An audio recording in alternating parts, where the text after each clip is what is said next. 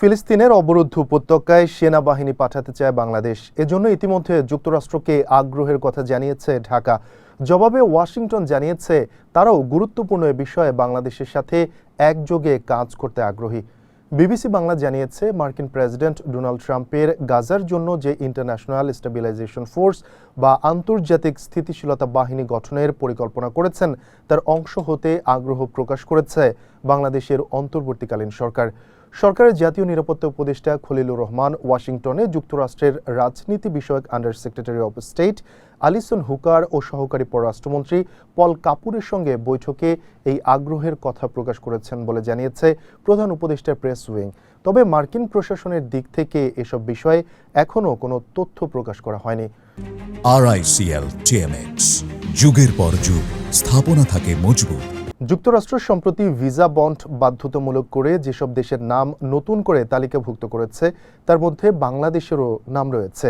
বাংলাদেশি আবেদনকারীদের জন্য এই নিয়ম 21 জানুয়ারি থেকে কার্যকর হওয়ার কথা রয়েছে। তবে এসব কিছুর মধ্যে গাজায় ডোনাল্ড ট্রাম্প প্রস্তাবিত বাহিনীতে বাংলাদেশ যোগ দিতে আগ্রহী। সরকারের তরফ থেকে এটি প্রকাশের পর এ নিয়ে শুরু হয়েছে নানা আলোচনা। বিশ্লেষকদের কেউ কেউ বলছেন, কিসের ভিত্তিতে সরকার এই আগ্রহ প্রকাশ করল সেটি বিস্তারিত জানলে বিষয়টি পরিষ্কার হবে।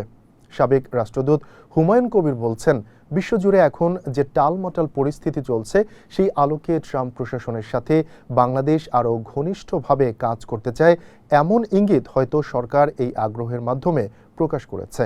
সাবেক রাষ্ট্রদূত হুমায়ুন কবির আরও বলেন, বাংলাদেশ সাধারণত জাতিসংঘের আওতাভুক্ত শান্তিরক্ষা কার্যক্রমে অংশগ্রহণ করে থাকে এবং যুক্তরাষ্ট্রের উদ্যোগ হলেও গাজায় জাতিসংঘের আওতায় এই ফোর্স গঠিত হলে তাতে বাংলাদেশের জড়িত হতে আগ্রহী হতেই পারে।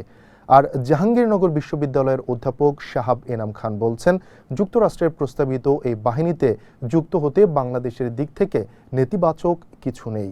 গাজা উপত্যকা নিয়ে যুক্তরাষ্ট্রে আনা একটি খসড়া প্রস্তাব জাতিসংঘ নিরাপত্তা পরিষদে গৃহীত হয়েছে গেল নভেম্বরে।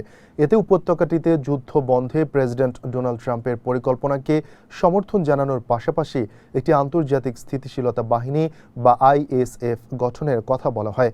প্রস্তাব অনুযায়ী এই বাহিনী অস্ত্র জমা থেকে শুরু করে সামরিক অবকাঠামো ধ্বংসসহ যাবতীয় নিরস্ত্রীকরণের কাজ করবে। ইতোমধ্যে পাকিস্তান প্রস্তাবিত এই বাহিনীতে নিজেদের সৈন্য দেওয়ার আগ্রহ প্রকাশ করেছে। তবে দেশটির পররাষ্ট্রমন্ত্রী ইসহাক দার বলেছেন, ISF এর ম্যান্ডেট এবং রেফারেন্সের শর্তাবলী কি হবে তা নির্ধারণ না হওয়া পর্যন্ত এই সিদ্ধান্ত গ্রহণ করা যাবে না। গেল অক্টোবরে মার্কিন পররাষ্ট্রমন্ত্রী মার্কো রুবিও জানান, অনেক দেশ ISF এ অংশগ্রহণ করতে প্রস্তাব দিয়েছে। ওই সময় তিনি বলেছেন, স্পষ্টতই আপনি যখন এই বাহিনী তৈরি করবেন তখন এমন লোকদের থাকতে হবে যারা ইসরায়েলের জন্য স্বাচ্ছন্দ্যের বিষয় হয়, অথবা এমন দেশ যাদের সাথে ইসরায়েলও স্বাচ্ছন্দ্য বোধ করবে। বিবিসির এক খবরে তখন বলা হয়েছিল, ISF এর মিশনের পরিধি অস্পষ্ট, কারণ দেশগুলো এই সম্ভাবনা নিয়ে উদ্বিগ্ন যে ISF মোতায়েনের বিষয়ে পক্ষগুলোর মধ্যে কোনো চুক্তি না হলে তাদের বাহিনী গাজার স্বাধীনতাকামী যোদ্ধাদেরও মুখোমুখি হতে পারে। কূটনৈতিক বিশ্লেষক ও সাবেক রাষ্ট্রদূত হুমায়ুন কবির বলেছেন, জাতিসংঘের আওতায় এই বাহিনী গঠিত হলে বাংলাদেশের অংশ নিতে অসুবিধা নেই। বলেন, প্রস্তাবিত এই বাহিনীর গঠন প্রক্রিয়া এবং কাজের ধরন এখনও চূড়ান্ত হয়নি। সাধারণত বাংলাদেশ শুধু জাতিসংঘ অনুমোদিত শান্তিরক্ষী বাহিনীতে অংশগ্রহণ করে থাকে, তবে এটাও জাতিসংঘের অনুমোদনেই হতে পারে। সেজন্য হয়তো ট্রাম্প প্রশাসনকে আগেই বাংলাদেশের দিক থেকে অংশগ্রহণের একটা ইঙ্গিত দেয়া হলো। অনেকের ধারণা, অবৈধ অভিবাসন, বাণিজ্য ঘাটতি এবং ভিসা বন্ড তালিকায় বাংলাদেশের নাম অন্তর্ভুক্ত হওয়ার পর সরকারের দিক থেকে ট্রাম্প প্রশাসনের সাথে সম্পর্ক আরও ঘনিষ্ঠ করার প্রচেষ্টা চালানো হচ্ছে।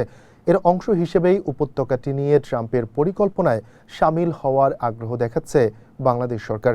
জাহাঙ্গীরনগর বিশ্ববিদ্যালয়ের অধ্যাপক শাহাব এনাম খান বলছেন, ফিলিস্তিনের আন্তর্জাতিক বাহিনীতে যোগ দেওয়ার ক্ষেত্রে বাংলাদেশের জন্য নেতিবাচক কিছু নেই এবং এটি ভূরাজনৈতিক ঝুঁকিও তৈরি করবে না। তবে এ নিয়ে দেশের অভ্যন্তরে এবং ওআইসির সদস্যদের মধ্যে কোনো ভুল বুঝাবুঝি যেন না হয় সেজন্য সচেতন থাকা জরুরি।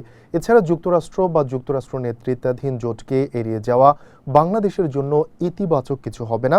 আবার চীন ফ্যাক্টরও এক্ষেত্রে তেমন ঝুঁকিপূর্ণ হবে না বলেও মন্তব্য করেছেন তিনি।